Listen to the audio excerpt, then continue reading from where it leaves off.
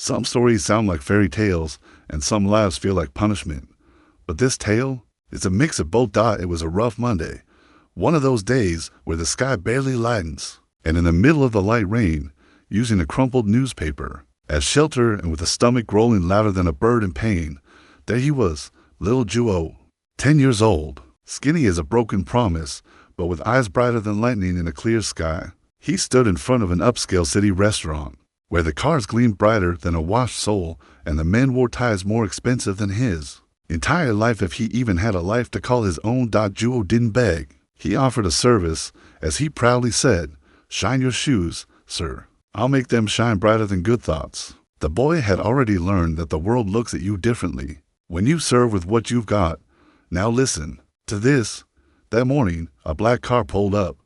Big, tinted windows, the kind that seems to carry people who don't even touch the ground. Out stepped a well-dressed man, sharp suit, hair like it was painted with a brush, and a watch that could buy Joel's life 3 times over. Joel ran over, cloth in hand, shy smile on his face. "Can I shine your shoes, sir?" The man looked down, measured the boy with eyes that didn't really see, only judged. "You can." And he extended his leg impatiently. Joel crouched, kneeled on the wet pavement without complaint. He began his ritual like he was cleaning a crown, careful, silent, and it was in that silence that the man looked and froze. "What's your name?" "João, sir." "And your mother?" "Never knew her. Grew up in a shelter. Left at 7. Been on my own since." The man swallowed hard. His hand trembled. His shiny shoe stayed still, but his heart, that seemed ready to run away. Joel finished and smiled there, good as new. The man reached into his pocket, pulled out a large bill, very large, and handed it over. "Keep it, but don't waste it on nonsense." Joel's eyes widened. He wanted to refuse, but hunger doesn't let you be too proud. "Thank you, sir." "Where do you live?" "Behind the bus station, but only when the cops aren't chasing us off." The man didn't reply. He got back in the car, stayed there, started the engine, turned it off, looked in the rearview mirror, and for the first time in many years, he cried. Yeah, the world spins, and sometimes it spins hard. What João didn't know was that the man knew more about him than he let on, but that's a story for the next chapter. Some people are born with last names heavier than lead, and guilt that no holy water can wash away. His name was Otavio Brandão, businessman, owner of hotel chains, gas stations, land, and silence. Lots of silence, the kind you learn to carry like it's part of your body. A man who had everything money could buy except what he wanted to forget. In his youth, Otavio was what they called a free spirit, rich, spoiled, reckless. He passed through women like someone stepping through puddles, without looking back, splashing everyone around, and one day, he splashed a deep. It was summer when he met Marina, a simple girl. She worked as a maid on his parents' farm. Eyes like blackberries, an easy laugh, and a way about her that could calm even wild dogs. He was captivated, but he didn't love, just played. She did love, with body, soul, and future. She believed his sweet words, the whispered promises in the night, the hidden embraces behind the barn. And when she found out she was carrying his child, it was like the ground opened beneath her. Otavio denied it, said it couldn't be, that it had to be someone else's, that she was crazy. And when his parents found out, they kicked Marina out. No rights, no chance to speak, no comfort, like she was dirt. Years later, the guilt came, but by then, it was too late, or so he thought, because that day, on that rainy sidewalk, when he saw Joel's eyes, it felt like time had rewound. Those eyes were hers, identical, like the past had returned to collect its debt. Otavio was restless all day, canceled meetings, skipped lunch, locked himself in his office, stared into nothing. That night, he went back to the restaurant. Same black car, same spot, but João wasn't there. You're losing it. Otavio, he muttered to himself, could just be coincidence, but deep down, he knew it wasn't. The next day, he arrived early, and there was João, wearing the same worn shirt, the same tired sparkle in his eyes. Hey, sir, want another shine? Otavio looked at him, took a deep breath, sat on the park bench nearby. No, today I just want to talk. João was suspicious. Rich folks don't talk to kids like him. Talk about what? About you, about your life. João sat on the ground, hugging his knees. Not much to say. I wake up, try to eat, shine shoes, and sleep trying to forget, and your father, never knew him. The boy laughed. One of those sad laughs. They told me he was a jerk. Left my mom before I was born. But I don't judge. Some people disappear, 'cause they're bad. Some disappear 'cause they're scared. Otavio felt that sentence hit like a hammer to the chest. And your mother died when I was 3. Don't remember her face, just her smell. Lavender and soap, like clothes drying in the sun. Otavio closed his eyes. Marina wore that scent. The silence between them was so deep you could hear a heart beating. Or maybe it was just regret echoing. If I told you I might know your father, what would you do? João frowned. I don't know. Depends. If he's a bad person, I'd rather stay alone. If he's a good one, maybe I'd ask why he left. Otavio didn't answer. He stood up and said only, tomorrow, same time, I'll come back. And he left, without looking back, but this time with wet eyes. Yeah, they say if you seek, you shall find. But no one warns you that what you find might hurt more than what you lost. Said they were taking street kids to a shelter. Otavio's blood froze. He drove like a madman, rushed to the municipal shelter, stormed in demanding answers. João, street kid João, where is he? The social worker, startled, asked, we have several boys named João. Age, last name, 10 years old. No idea on the surname, but he has his mother's eyes. And the saddest smile in the world. She hesitated, then led him down a damp corridor smelling of cheap disinfectant and forgotten hope. He arrived yesterday. She opened the door, and there was João, sitting on a mattress, hugging the wooden toy car like a treasure. When he saw Otavio, his eyes widened. What are you doing here? Otavio took a deep breath, voice trembling. He said, I came to get my son. João froze, said nothing. The toy car slipped from his hands, and his eyes filled with tears. Yeah, some moments change everything, turn your world upside down. But there's also that exact second when a poor boy discovers he was always a millionaire by blood, by inheritance, and by abandonment too. Asterisk, but what would he do with that truth? Asterisk, they say family is a bond, but some bonds hold, and some suffocate. João stood there, staring at the elegant man who, 2 days earlier, was just another client with dirty shoes. Now, he said he was a father, father, a word João only knew from hearing kids shout it at the park, or complain about them at Christmas. Otavio reached out his hand. João didn't move. Why now? The boy asked, voice trembling. Why only now? Otavio felt the weight of that question like bricks on his back. Because I was a coward. João, because I was scared, and because I'm trying to be a better man than I used to be. João looked at him like a stranger wearing borrowed truth. He replied coldly, Marina, she died alone, you know. Otavio closed his eyes. Each syllable felt like a dagger, but he didn't respond. She died, and no one came for her. No one cried. She was just left there, like she was nothing. I don't even remember her face, just her smell, silence. And now you come, in fancy clothes and a car that smells like money, saying you're my dad. Otavio kneeled before him, red-eyed, soul wide open like a wound. I can't change what I did, can't bring your mother back, but I can be the man she believed I could be. Give me that chance. João didn't respond. He just trembled, clutching the toy car like a shield. The social worker watched it all silently, then pulled Otavio aside. You want to take the boy? I do. Then you need to go through the process. Formal adoption, DNA test, psychological evaluation. It's not just about wanting. I'll do it all. But he's coming with me. She nodded. And does he want to? Otavio looked back. João was by the window, watching cars go by like the world was in slow motion. I don't know yet, but I'll wait, as long as it takes. In the following days, Otavio visited every day, brought books, snacks, sat on the floor with João, played dominoes, talked about soccer, laughed, went silent. And little by little, João let down his guard, because as much as the heart tries, it can't hate forever. One rainy afternoon, João asked, why did you name me João? Otavio was surprised. What do you mean? I read my file. You approved it when I was registered after Mom died. Why João? Otavio smiled, throat tight. Because that's the name your mother chose, and it was the only way to be present.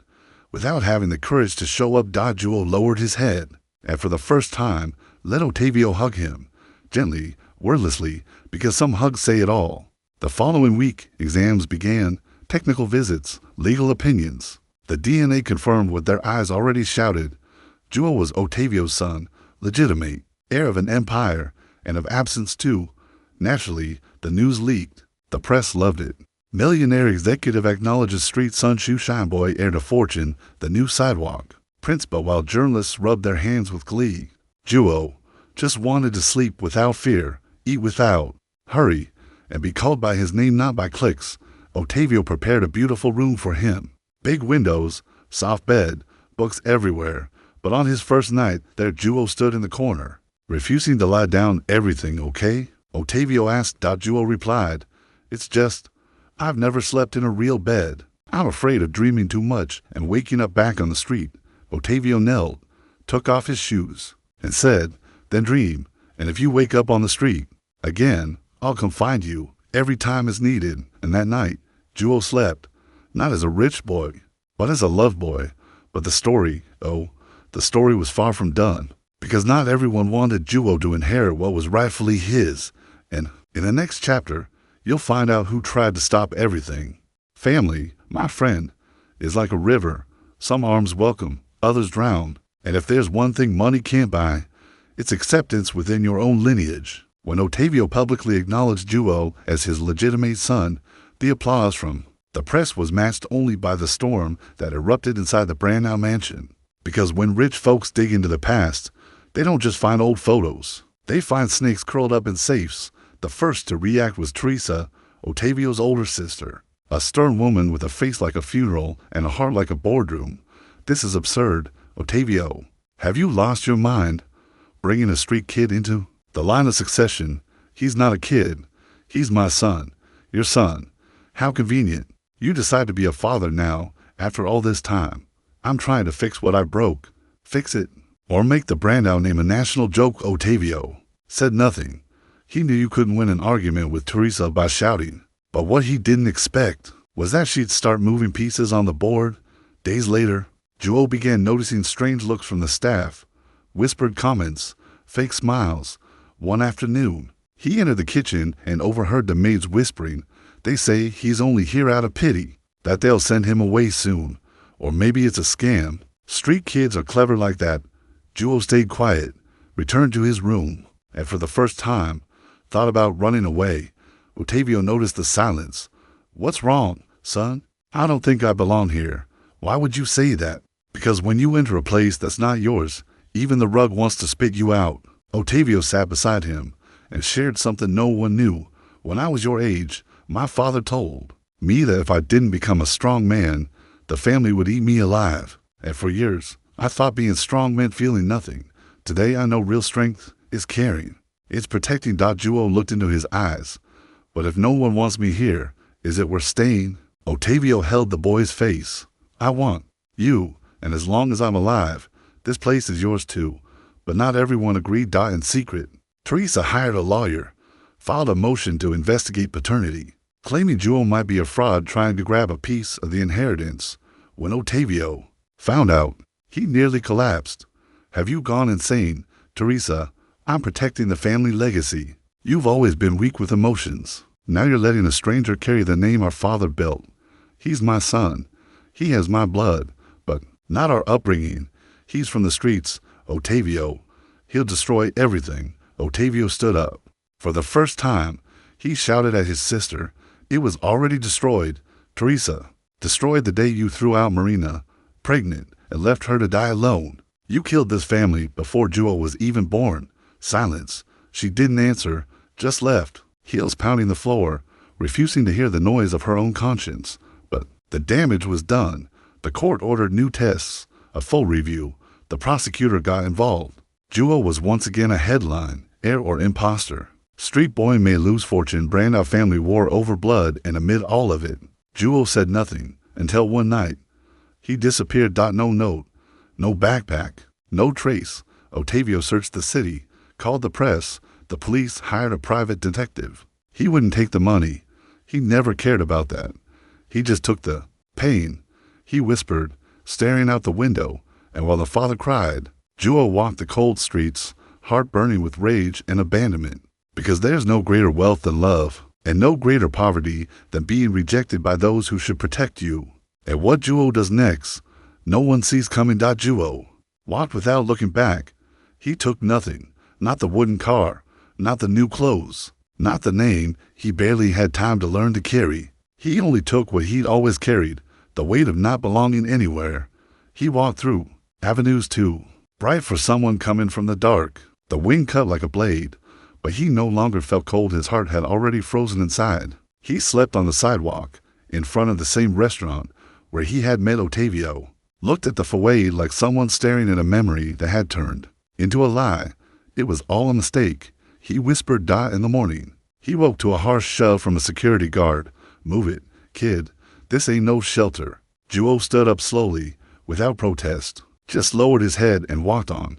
He went back to doing what he knew, shining shoes, but now, without a smile, without a voice, only with empty eyes, just like Marina's when she was kicked off the farm. Days went by, 1, 2, 3, and Otavio was falling apart. He canceled meetings, stopped eating, stopped sleeping, stopped living. The media speculated, millionaire father loses son again, runaway, or rejection. But no one knew what truly hurt, the fear of having missed the chance to do what was right. I had him in my arms and couldn't hold on. Otavio murmured to himself like a madman. Meanwhile, João reunited with old faces from the street, people who shared what little they had.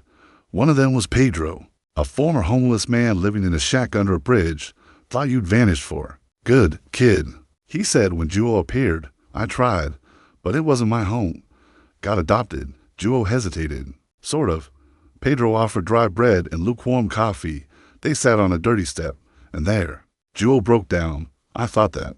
I don't know. That someone finally wanted me, but even his family didn't accept me. Said I was just a street kid trying to get lucky. And are you? I'm just a boy who wanted to have a father. Silence. Pedro took a long drag from a cheap cigarette and said, know what saved me when I wanted to give up? What? A dog. This filthy, injured stray showed up, lay down beside me and stayed. Didn't judge me, didn't ask where I came from, just stayed. Sometimes, all we need is someone who stays. João looked at the cloudy sky and felt something he'd never felt before. Anger, but not at Otavio, at himself for believing, for dreaming. That night, as rain poured down, João sheltered under a torn blue tarp, soaked to the bone. He wrote on a damp piece of paper the only thing he could express. Sorry, I wasn't made for marble floors. I'm from the street, and the street doesn't lie. Meanwhile, Otavio searched every alley, every park, every shelter, showed photos, offered rewards, handed out flyers with his son's face. A boy the world seemed to be erasing again. He's only 10, he whispered. He can't disappear like this. Then he got a call. Mr. Otavio, we found a boy matching your description. He's at a health clinic with a high fever. Slept in the rain.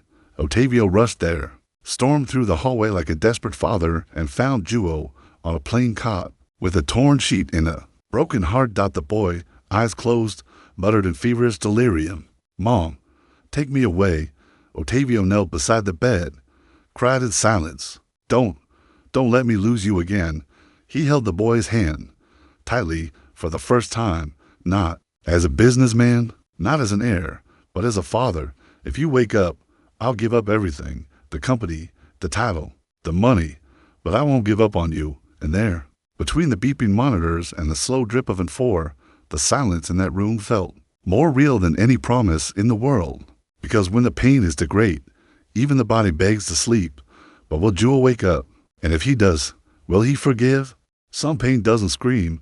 It eats you from the inside, like a candle burning in the dark. That's how João was, fading slowly, like someone trying not to bother anymore. The clinic was humble. Iron beds, peeling walls, the strong smell of alcohol mixed with expired hope. And there, in the middle of all that, João slept, or rather, fought against a fever that seemed determined to take him away. Otavio never left his side. For 3 days and nights, he sat in the same plastic chair, the suit gone, the image forgotten, his hair messy, eyes hollow, heartbroken, because sitting there was not a businessman. It was a father, A shattered father. Wake up, Joey is in ho. He whispered, you don't have to forgive me now, not even tomorrow. Just wake up. Give me that chance. The doctor said it was pneumonia, the serious kind, the kind that hits people who were already weak before getting sick. João wasn't responding, and time became a hidden enemy behind the clock. On the third day, something happened. Otavio was holding his hand when he felt the faintest movement. Almost nothing. As if life was stretching back inside. João, the eyelids fluttered, slowly. The eyes opened red, lost, unfocused. Where am I? Otavio fought back tears. With me. You're safe.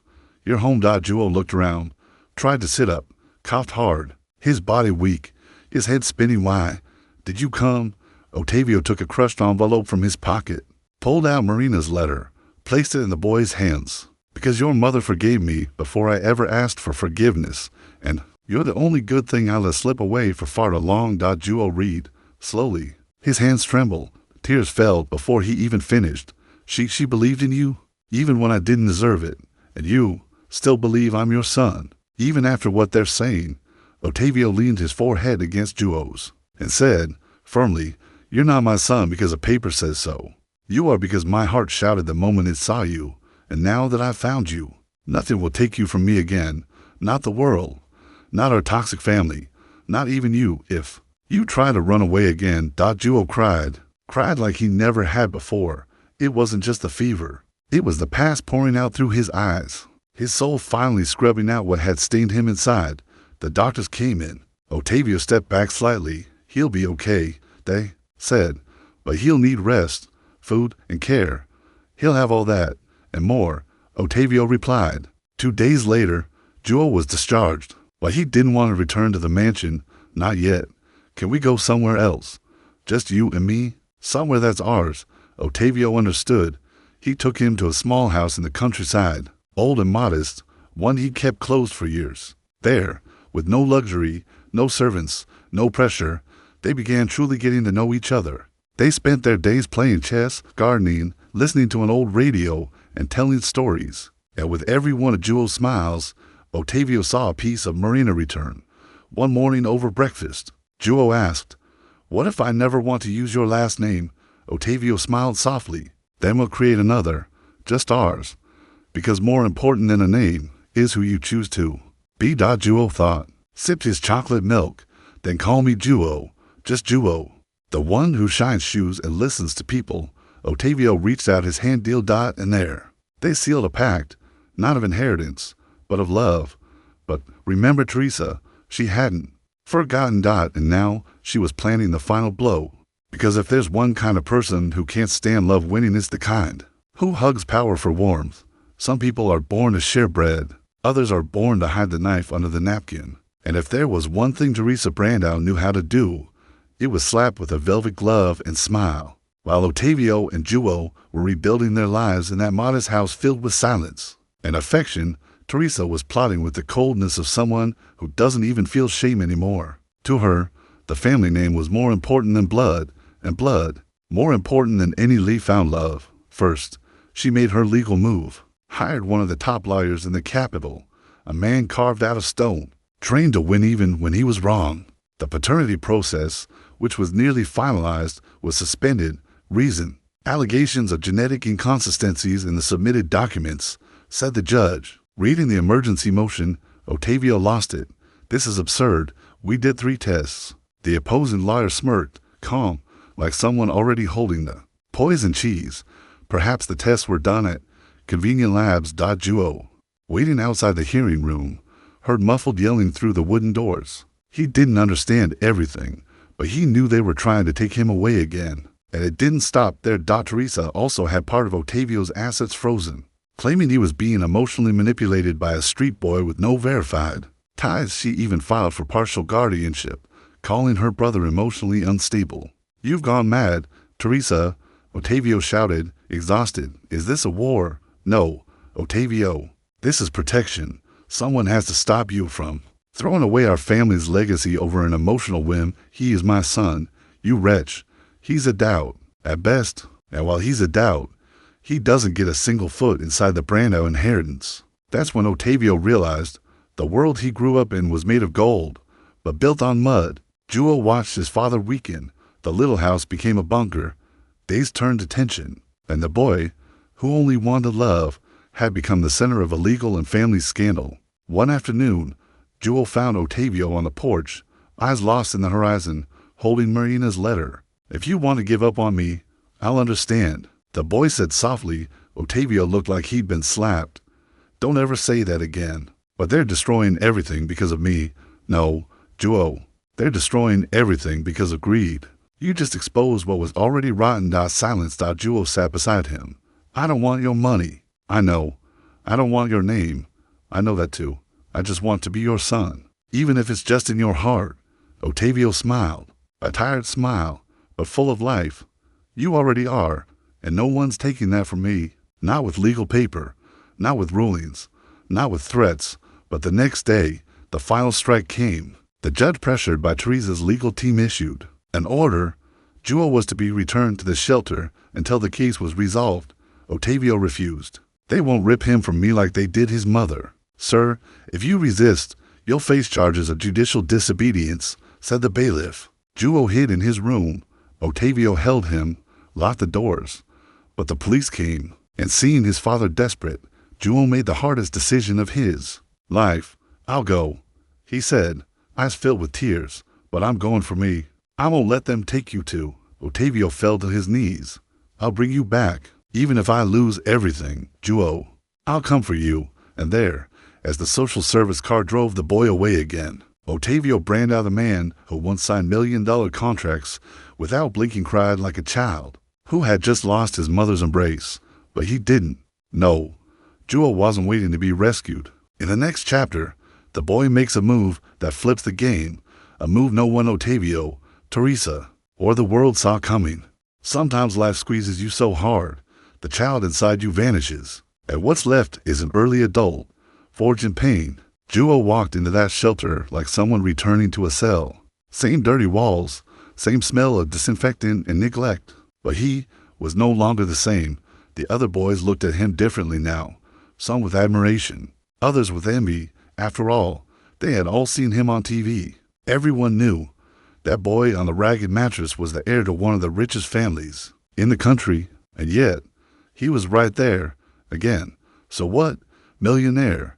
one of the older boys mocked. "Forgot about us, huh?" João didn't answer. He just lay down in the corner and stared at the ceiling. But inside, his mind was boiling. "I can't just wait around anymore. I can't keep getting dragged. Now it's my turn to make noise." The next day, he asked for paper, a pen, and access to a computer. "What do you need all that for?" the social worker asked, suspicious. "I'm writing a letter, but not to a judge, to everyone." And he wrote, with a torn heart and a screaming soul. He wrote about Marina, about her scent, about growing up not knowing where he came from, about the first time he shined a shoe and how he had unknowingly touched his father's feet, about being called a scam, a stranger, a manipulator, and still only wanting a hug. Then he recorded a video, simple, unedited, no makeup. João looked into the camera like someone staring at a mirror for the first time. "Hi, I'm João. I'm 10 years old, and I'm the son of Otavio Brandão, even if the law still doubts it. But today, I'm not trying to prove anything to anyone. I just want to talk to you. Maybe you're listening from home, from a phone, from a cafe, or even from under a bridge. I want to say that a last name doesn't make a son. Love does. And if you ask me what I want most, it's not an inheritance. It's not a last name. I just want to call someone dad and hear back, 'Come here, my son.' That's all." The video went viral. Within hours, it was news. Within days, it was an international headline. "Boy moves the nation with letter to his father, millionaire or not." João touches Brazil's heart. When Otavio saw it, he fell to his knees in his country house, crying, trembling, but smiling for the first time since João had left. "He's teaching me how to be a man. At 10 years old, he's more whole than I ever was." Teresa saw it too, and for the first time, the iron in her face cracked. But it wasn't regret, it was fear, because now the people were on the boy's side. And when the people choose a side, not even the best lawyer in the country can swim against the current. The public defender's office took up the case. The previous judge was removed. A new judge called for an emergency hearing. And in that hearing, João was called to testify. The courtroom was packed. Cameras outside. Nervous lawyers. Teresa seated, stone-faced. Otavio standing across the room, waiting. João walked in with his head held high. Wore the same simple clothes as always. Sat down in front of the microphone. João, do you want to live with Mr. Otavio? Yes, even knowing that you might give up legal benefits if the paternity is contested. João looked at Otavio and said, I don't want his name. I don't want his money. I just want to be his son. No one can take that from me. Silence. And what do you expect from the court? João paused, then answered that it stops thinking poor kids are stupid, that every street kid is a scammer, that we don't feel, that we don't love. I just want the right to be a son. Like any rich kid is born with. The judge sighed, closed her eyes, and there, in front of everyone, signed the document that ended the battle. Otavio and João were officially father and son. The courtroom stood in applause. Teresa left in silence, and João ran into his father's arms like running home for the first time in his life. But what he did next, no one expected that. Because in the next chapter, João makes a decision that changes everything and proves that being a millionaire is much more than having money in the bank. The news spread like wildfire. The boy from the streets, the shoe shiner, the forgotten son, was now officially João Brandão, legal heir, recognized by blood, by love, and by an entire country watching with teary eyes. Otavio wanted a party, wanted to erase mistakes with affection. He ordered the house to be redecorated, planned a celebration with music, candy, and balloons. But João gently declined. I don't want to celebrate something that should have always been normal. Being a son shouldn't be a miracle. Otavio understood and respected it, because now he listened. Now he learned. With his name recognized came access. The vault was open. Lawyers gathered João in a luxurious room full of folders, contracts, and numbers dizzying enough to topple anyone. As the legal heir, Mr. João Brandão is entitled to 40% of the family holdings' immediate assets, said one accountant with a stiff voice. That represents approximately 168 million reals, not counting future dividends. João looked at it all like someone seeing numbers from another planet, but he didn't smile, didn't get excited. He only asked, how many children are living today in the shelters I came from? Silence. How many have a chance to get out? How many will die without ever knowing what it's like to have a mom or a dad? More silence. Otavio shifted in his chair. João stood up. I'll use what I need. To study, to eat, to live. But the rest will be given back. Given to who? One of the lawyers asked, shocked. To those still there. To the João who couldn't escape the rain. To Marina, who had no voice. To Pedro under the bridge. To everyone the system. Forgot. And there, João Brandão signed the creation of the Marina Foundation in honor of his mother, with 80% of his personal fortune dedicated to building humanized shelters, support clinics, foster schools, and a national adoption program focused on children over 7 years old, the ones no one statistically wants. Otavio cried again, but this time it was pride, relief, healing. You're better than me, son, much better. João looked him in the eye and replied, I'm just someone who learned early how the world treats the invisible. The foundation started small, but it grew, and with it, the boy grew too, not in size but in soul. João returned to school. He loved philosophy books, reading about the Greeks. Once, he wrote on a sheet of paper and taped it to his bedroom wall, pain teaches, but those who turn pain into a bridge build the future. In the following years, his story became a documentary, magazine cover, and public school lecture. But João never let it get to his head. He still shined his own shoes, even with dozens of new pairs in his closet. It's to remind me where I came from, he'd say with a half smile. And when asked if he resented Teresa, he'd answer, you don't heal the world with anger. You heal it with choice, and I chose not to be like her. Otavio retired, sold part of the business, moved with João to a smaller home in the countryside, where the two spent afternoons fishing and listening to old vinyl records. Know what my best investment was? Otavio would ask, rod in hand. What? One clean shoe outside a restaurant. The rest was destiny's interest. João laughed. But on a cold night, alone in his room, he opened a wooden box he kept hidden. Inside was his mother's letter, the rag he used to shine shoes, and the first wooden toy car. He picked them up gently and whispered, "I did it, Mom, but it was because of you." Because in the end, João was never just a poor boy, never, just a millionaire. He was a bridge, a seed, an echo of what they once tried to silence. And the world finally learned how to listen. Teresa watched João's rise in silence, the Millionaire Foundation growing, public support multiplying, his image shining brighter than any politician, and her influence fading like a forgotten name. She tried one last maneuver. She went to the press to accuse the boy of manipulation, said Otavio had been emotionally hijacked, claimed João was a well-trained liar and that everything was a media spectacle. But this time, no one listened, because lies are loud at first, but when truth grows roots, it becomes a forest no scream can silence. Even her closest allies backed away. The board of the brand-out company removed her from her position.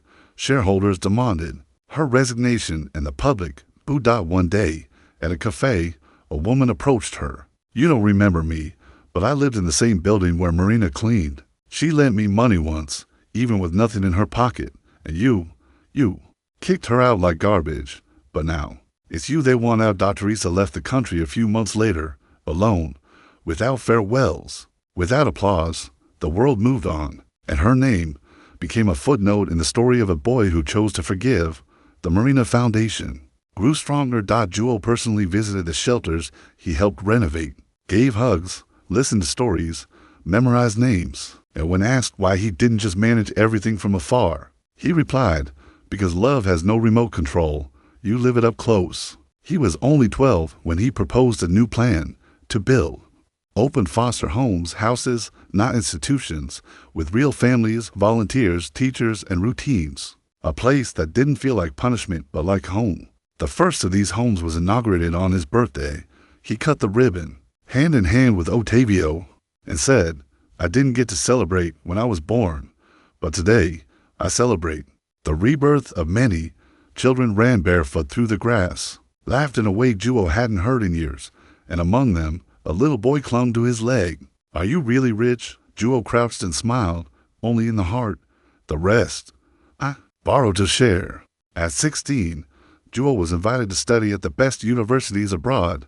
Harvard, Oxford, Sorbonne all opened their doors. But he declined. "I already studied in the toughest school in the world, the streets, and now my place is here." He enrolled in a public university, studied philosophy and social work, arrived by bus, shared lunch with classmates, rejected special treatment. "I don't want to be admired. I want to be useful." Otavio, now older and at peace, watched everything with discreet pride. He no longer wore ties, no longer sat in leather chairs, preferred straw hats, hammock naps, and breakfast with João. "You changed the world, son," he'd say. "No, Dad, I just showed it what it had forgotten, that we're all someone's child, and that love isn't a luxury." One Sunday morning, already nearing adulthood, João passed by the restaurant where he had first met Otavio. The same sidewalk, same marble facade, different time. A boy no older than 10 came running up. "Shine your shoes, sir." João looked at him. Same bright eyes, same trembling hands, same hunger hidden under a forced smile. He crouched, placed a hand on the boy's shoulder, and said, "Let's go eat first. After that, we'll talk about those shoes." They sat at the bar, shared bread, juice, and stories. And João discovered the boy had a mother in rehab and a father who had disappeared. His name, Rafael. "You remind me of someone I knew," João said. "Who?" "Myself." And so, the circle closed, or maybe it reopened in another direction. Years passed. João turned 25. The Millionaire Foundation was present in every state. Thousands of children found homes, names, futures, and João, he remained the same, humble, poetic, deep. He wrote books, gave speeches, walked barefoot at home, kept the same wooden toy car on his desk, and every time he looked at it, he remembered, "I'm not here because I was saved. I'm here because I chose not to become what hurt me." Otavio, now gray-haired, sat on the porch, watching the sunset. João sat beside him. "Do you regret anything, Dad?" Otavio smiled. "Just one thing, not having found you sooner. But maybe You came at the exact right time. Jewel nodded. Life doesn't wait. But love, it always finds a way back. That night, Jewel wrote one last letter to Marina, placed it next to her photo, and in it, only one sentence. Now I understand what you meant when you said, love may die in silence, but it is always reborn in those who remember. And the world remembered, because in every child rescued, in every home rebuilt, in every dream rekindled, Marina lived. And João, he didn't become a millionaire. He became something greater, a son who knew how to love the world, even when the world didn't know how to love him back.